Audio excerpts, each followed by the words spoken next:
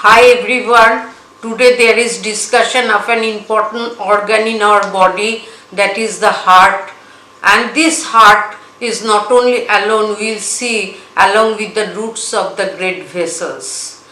Now this heart, the size is about one own close fist, and this heart is situated, you will see this is the X-ray picture. The 2/3 of the heart is situated on the left side and the right side there is 1/3 portion.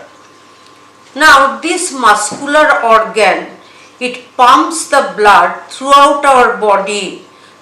There is about 5.5 liters to 6 liters of blood in our body, and this blood must circulate, and the function of the heart to circulate the blood by pumping action. Now, how this heart actually develops. Now you will know during the embryonic period, when there is formation of the embryo, you will see there is a bulge here in front of the small paddle-like elevation, and this bulge is known as the cardiac bulge. How this cardiac bulge is formed? This cardiac bulge is formed by angiogenesis of the two vascular tissue. One is the paramedian heart tube.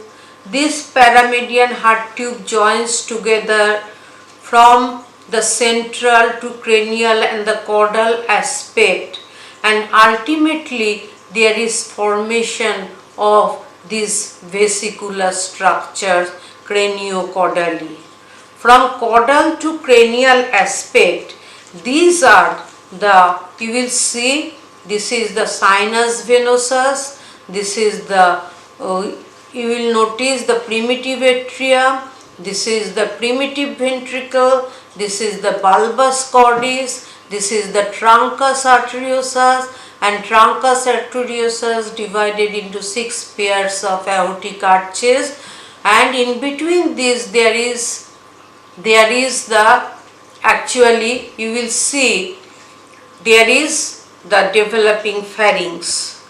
Next, what will happen in the short time due to excessive development, there is folding of the heart tube. You will see there is the folding, and in between the two ends, that is the venous end and the arterial end, there is formation of a gap, and this is known as the transverse pericardial sinus, which is very important in the examination, in the dissection also.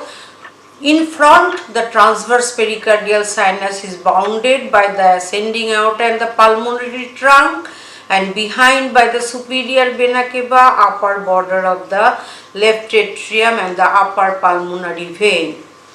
So you will see this heart, it is covered by the pericardium. When you will open the heart, you will see, you will not see this, all these features. Now after cutting of the pericardium, there are outer fibrous pericardium and inner serous pericardium, and all this pericardium fuses with the roots of the great vessels. In between the pericardium there is a capillary like space by which this heart movement takes place. Now you will see the gross structure of the heart. There is the upper part, it consists of two thin walled atria, and the lower part there is thick walled ventricle, and both the atria and the ventricle are separated by a groove, and this groove is known as the atrioventricular groove. I am tracing it from front to the behind, the atrioventricular groove. You will see this is very important. Now the atrioventricular groove is deficient in front because of the arising of the pulmonary trunk and the ascending aorta. So this atrioventricular groove starts at the junction of the right auricle with the ventricle. It descends downwards and laterally, then it hooks the border, the right border of the heart, then it goes behind, and ultimately it forms a sulcus here, which is known as coronary sulcus, and ultimately end into the anterior part of the left auricle. So this is the atrioventricular groove. This not only separates the atria from the ventricle, but the right part of the atrioventricular groove lodges an important artery, that is the right coronary artery, which is the artery of the heart. It supplies the heart tissue. And you will see this right coronary artery, it goes along the right border of the heart and the atrioventricular groove right border, then it goes to the behind, and in the behind it will gives a branch which is known as the posterior interventricular branch of the right coronary artery. Next you will see these two atria are separated by the ventricle, out of which you will see that there are four borders and there are surfaces of the heart. The borders are from the orifice of the superior vena cava up to the orifice of the inferior vena cava. This border is known as the right border of the heart, and this right border of the heart is solely formed by the right atrium. Next, the inferior border of the heart, it goes along the orifice of the inferior vena cava up to the apex of the heart. Now, apex of the heart, it is situated in the left fifth intercostal space, 9 cm away from the midline, and it is just below and in front of the left nipple. So you will see the apex of the heart, it is formed solely by the left ventricle and it is very strong. So this is the inferior border of the heart, and in the inferior border of the heart there is an artery, and this artery actually the branch of the right coronary artery, that is the marginal artery. Next you will see the left border of the heart. Now left border of the heart, it ascends from the apex of the heart up to the left atrium or left auricle. So this left border of the heart, and another is the unnamed border, that is from the apex, and this separates the diaphragmatic surface from the left surface of the heart. Now what are the different surfaces the heart present? It has got the anterior surface, which is known as the sternocostal surface of the heart, because it is related to the sternum and also the costal cartilages, that's why it is known as the sternocostal surface. Another surface, you see the importance of the sternocostal surface. The left part of the sternocostal surface is directly relation with that is the sternibri, because there is the presence of cardiac notch in the lung, and this area is known as superficial area of cardiac dullness. So you can assess clinically the heart. The left surface of the heart, it lies between a groove which is situated in the sternocostal surface. You will see there is a groove, and this groove is known as the anterior interventricular groove. It lodges a artery which is anterior interventricular branch of the left coronary artery, or clinics it is known as the LAD, left anterior descending. And mostly the heart attack occur by blocking this LAD, and you will see in the different people they actually they put the stent here, the doctors put the stent here to bypass the great surgery. So this is the anterior ventricular interventricular branch of the left coronary artery, and this vein accompanying is known as the great cardiac vein. Next is the left surface of the heart. Between the left border and the unnamed border, this surface is known as the left surface of the heart. It is related with the left lung. Next, the flat surface which lies on the inferior aspect, this flat surface is known as the diaphragmatic surface of the heart. In the diaphragmatic surface of the heart, you will get another groove, and this is known as the posterior interventricular groove. And in this posterior interventricular groove, you will get the posterior interventricular branch of the right coronary artery.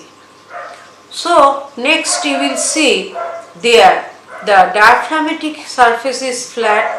So you hold the heart in anatomical position in such a way that the palm of the hand, you will place the left palm because the heart is left-sided structure. So the diaphragmatic surface is on the heart, the sternocostal surface is directed in front, the left surface directed towards the left side, and the apex of the heart directed downwards, forwards and towards the left. The base is the posterior surface of the heart formed by the two atrium. You see, this is the base, this is the atrium. So this is the gross anatomy of the heart, you will see. Now interior of the right atrium. The right atrium is thin than the left, that is the right ventricle. You see what is the thickness of the ventricle and what is the thickness of the atrium. So now concentrate over the right atrium. The right atrium has got, there is the posterior smooth part and the anterior rough part. Now this rough, the posterior smooth part, there is opening of the superior vena cava. There is opening of the inferior vena cava. From here you will see the opening of the inferior vena cava. Here there is the opening of the superior vena cava, and there is opening of the coronary sinus. You will see here, this is the opening of the coronary sinus. My red pointer is located within the coronary sinus. So you will see here, this is the opening you will see in the posterior smooth part of the atrium. Now in the rough part you will get the musculopectinity, and this is the rough part of the atrium. Now interior of the right atrium, the right side, there is the interatrial septum, and in this interatrial septum you will see, you will get certain important things. What are the things you will locate here? You will see there is a round colored depression here, and this is known as the fossa ovalis. So this is the fossa ovalis, and this is the embryological remnant of the septum primum, which I shall discuss in the development chapter. Next you will see surrounding the limbus there is another thing. You will see the fossa ovalis, and surrounding the fossa ovalis there is limbus fossa ovalis. So you will get this limbus fossa ovalis developed from the septum secundum. So this is the heart which you will see in the adult after birth of the baby. But before the birth of the baby, you will see, if you locate this one, you will see this is the adult one, the adult heart, but this is the MRI view, where you can see the chamber of the right atrium, the chamber of the left atrium, the tricuspid valve here, and it will takes the blood to the right ventricle, and it will mitral valve, it goes the blood to the left ventricle. So you can understand this thing, but in the embryonic life what will happen, the left atrium is not well developed because the lungs is not functioning.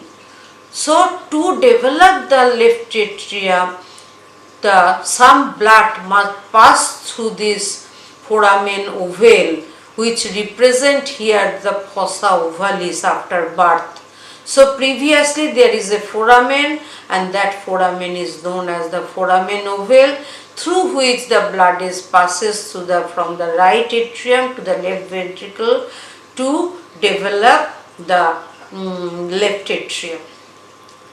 Next, come to the interior of the right ventricle. I open the right ventricle, you will see. You will see it has got an inflowing rough part.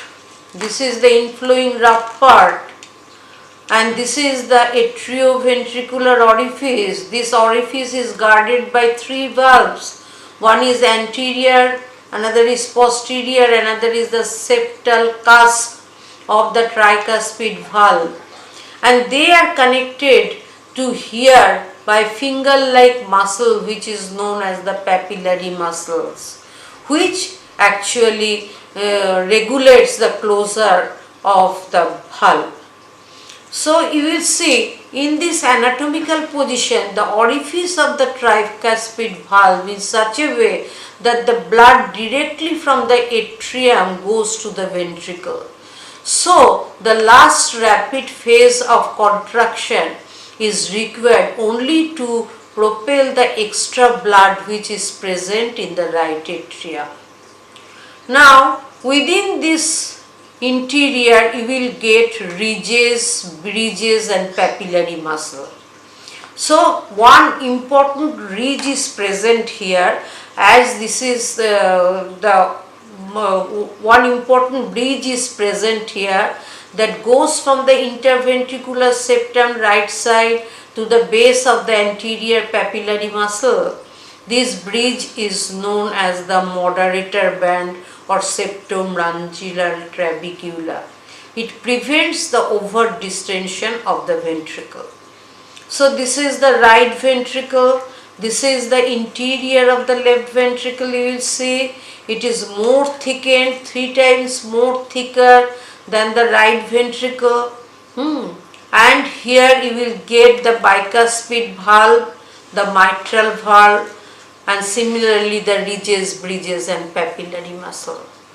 So this finishes only the gross anatomy of the heart, and there are many applied anatomy. You know, when there is the dilatation of the pericardium by the accumulation of the fluid, you will see here this is the known as the pericardial effusion. So you have to remove this pericardial fluid to prevent from the cardiac tamponade.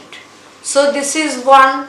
Another is there is epicarditis, there is myocarditis, there are endocarditis. Particularly in the rheumatic fever, there are endocardium is swollen and there is rough endocardium, and there is development of the mitral valve defect, tricuspid valve and the mitral valve defect.